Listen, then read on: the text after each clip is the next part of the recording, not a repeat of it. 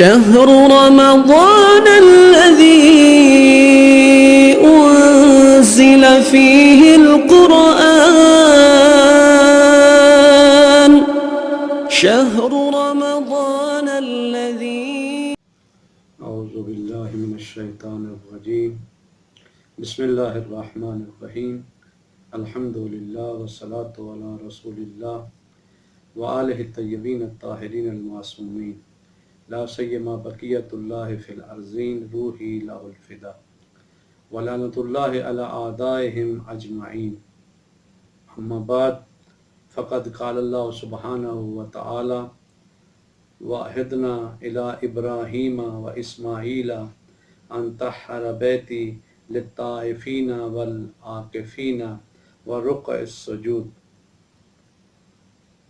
آج آپ کی خدمت میں اعتکاف کے حوالے سے گفتگو کرنی ہے کہ اعتکاف بہت ہی عظیم عبادت ہے اور سنت رسول گرامی اسلام ہے کہ اللہ تعالیٰ نے حضرت ابراہیم اور حضرت اسماعیل سے عہد کیا تھا کہ جب انہوں نے خانہ کعبہ کی بلڈنگ تعمیر کی مکمل کی اور اس وقت فرمایا حضرت ابراہیم سے اور حضرت اسماعیل سے کہ میرے گھر کو پاک رکھو، کن کے لیے؟ للطائفین طواف کرنے والوں کے لیے، والعاکفین اعتکاف کرنے والوں کے لیے، والرکع السجود اور رکوع اور سجود بجا لانے والوں کے لیے۔ تو دوسری آیا میں بھی اعتکاف کا لفظ آیا ہے وَلَا تُبَاشِرُوهُنَّ وَأَنْتُمْ عَاكِفُونَ فِي الْمَسَاجِدِ، کہ تم جو ہے وہ اپنی خواتین کے ساتھ آمیزش نہ کرو در حالی کہ تم اعتکاف کرنے والے ہو مساجد میں۔ تو یہ دو آیا مجیدہ ہیں، اس میں اعتکاف کے متعلق لفظ اعتکاف جو ہے وہ ذکر ہوا ہے۔ تو اعتکاف کی فضیلت خود رسول گرامی اسلام کی عملی سیرت سے بھی پتہ چلتی ہے، اور خود رسول گرامی اسلام نے فرمایا کہ اگر ماہ رمضان کے آخری عشرے میں اگر تم اعتکاف کرو گے تو ایک اعتکاف فرمایا کہ یہ 2 حج اور 2 عمرے کے برابر اس کا ثواب ہے۔ اور چھٹے امام صادق علیہ السلام سے روایت ہے کہ وہ فرماتے ہیں کہ ماہ رمضان کے آخری عشرے میں رسول گرامی اسلام بالوں سے بنا ہوا خیمہ مسجد میں نصب کرتے تھے اور پورے 10 دن اعتکاف کیا کرتے تھے۔ تو یہ آخری عشرے میں اعتکاف کرنا یہ سنت رسول گرامی اسلام ہے۔ تو اعتکاف کسے کہتے ہیں؟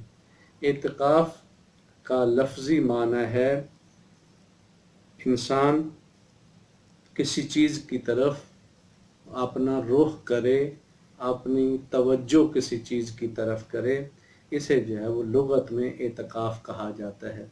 اور اصطلاح میں دین اسلام کی اصطلاح میں اعتکاف ایک مستحبی عمل ہے کہ جس کے معنی ہیں عبادت کی غرض سے ایک معینہ مدت کے لیے مسجد میں ٹھہرنا، یعنی فقہ جعفری کے مطابق کم از کم 3 دن مسجد میں عبادت کے لیے ٹھہرنا، اسے دین اسلام میں اعتکاف کہا جاتا ہے۔ اور معتکف یعنی جو ٹھہرنے والا اعتکاف کرنے والا ہے اسے کہا جاتا ہے۔ اب یہ اعتکاف بذات ہی مستحب ہے، لیکن بسا اوقات واجب ہو جاتا ہے کہ جب انسان منت نظر یا عہد کرے تو اس وقت واجب ہو جاتا ہے۔ ابھی شرائط اعتکاف کیا ہیں؟ اعتکاف میں بیٹھنے والے کی شرائط، تو پہلی شرط یہ ہے کہ عاقل ہو، مومن ہو، قصد قربت کے ساتھ بیٹھے اور ایام اعتکاف میں روزہ داری کے ساتھ ہو، جو 3 دن ہیں۔ تو یہ کبھی بھی کسی وقت بھی کسی مہینے میں بھی اعتکاف کر سکتا ہے، اعتکاف کے لیے کوئی خاص زمانہ نہیں ہے، لیکن ماہ رمضان کے آخری عشرہ اس میں کیونکہ سیرت عملی رسول گرامی اسلام موجود ہے، اس وجہ سے اس میں اعتکاف کرنا زیادہ ثواب ہے۔ اب زمانہ یعنی اعتکاف کا کم از کم 3 دن ہے، اور زیادہ سے زیادہ جتنا دن بھی بیٹھنا چاہے وہ بیٹھ سکتا ہے۔ لیکن پہلے 2 دن جو ہے مستحب ہے، تیسرا دن جو ہے واجب ہو جائے گا۔ مکان کے لحاظ سے تو جو روایات میں ہے وہ 4 مساجد کا ذکر کیا گیا ہے، مسجد النبی، مسجد الحرام اور مسجد کوفہ اور مسجد بصرہ، لیکن بزرگان نے کہا ہے کہ باقی بھی جو جامع مسجد ہے جہاں پہ امام جماعت عادل جو ہے وہ جماعت کرتے ہیں، اور ہر شہر کی جامع مسجد میں اعتکاف بیٹھا جا سکتا ہے۔ اعتکاف کے محرمات کیا ہیں، مبطلات کیا ہیں، اور کن موارد میں انسان مسجد سے اعتکاف کی حالت میں خارج ہو سکتا ہے، وہ آپ کی خدمت میں بیان کرتا ہوں۔ اعتکاف کی حالت میں جو چیزیں حرام ہیں وہ ہے کہ عطریات لگانا، پرفیوم وغیرہ، خوشبو لگانا، یہ حرام ہے۔ دوسری چیز، اعتکاف کی حالت میں خرید و فروخت کرنا، کوئی چیز خریدنا، کوئی بیچنا، یہ حرام ہے۔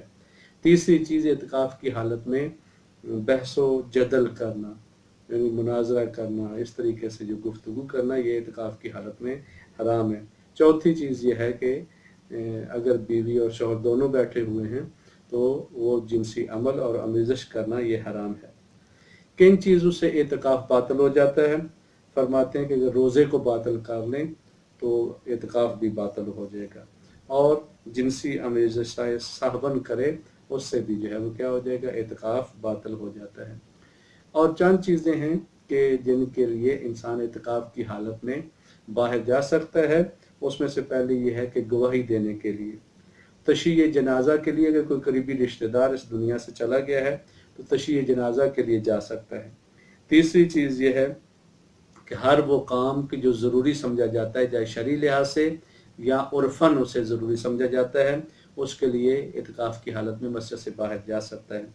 چوتھی چیز یہ ہے کہ اگر انسان کے اوپر غسل جنابت واجب ہو جائے تو اس صورت میں بھی انسان مسجد سے باہر جا سکتا ہے۔ یہ فقہی حکم تھے۔ اور چند ایک چیزیں کہ اعتکاف کے آثار کیا ہیں انسان کی دنیاوی، اخروی، فردی اور اجتماعی زندگی کے اوپر، یہ بہت مہم نکات ہیں۔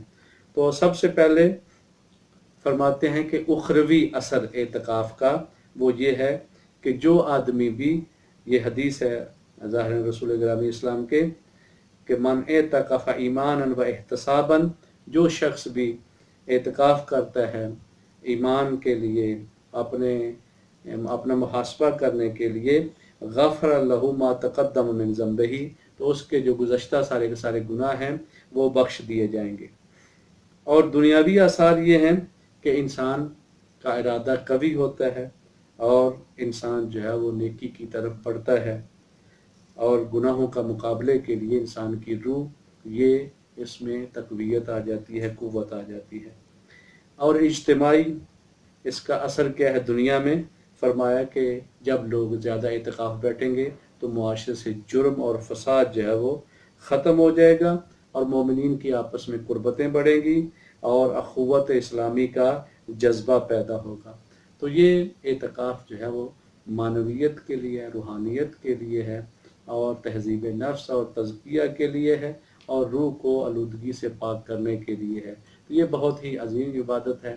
اللہ کی بارگاہ میں دعا ہے خالق کائنات ہم سب کو اعتکاف کے حقیقی مقصد کو سمجھ کے اس ماہ مبارک میں اعتکاف کی روحانی اور بہت ہی عظیم معنوی عبادت سے بہرہ مند ہونے کی توفیق عنایت فرمائے۔ وصلی اللہ علی محمد وآلہ الطیبین الطاہرین المعصومین۔ شهر رمضان الذي أنزل فيه القرآن شهر رمضان الذي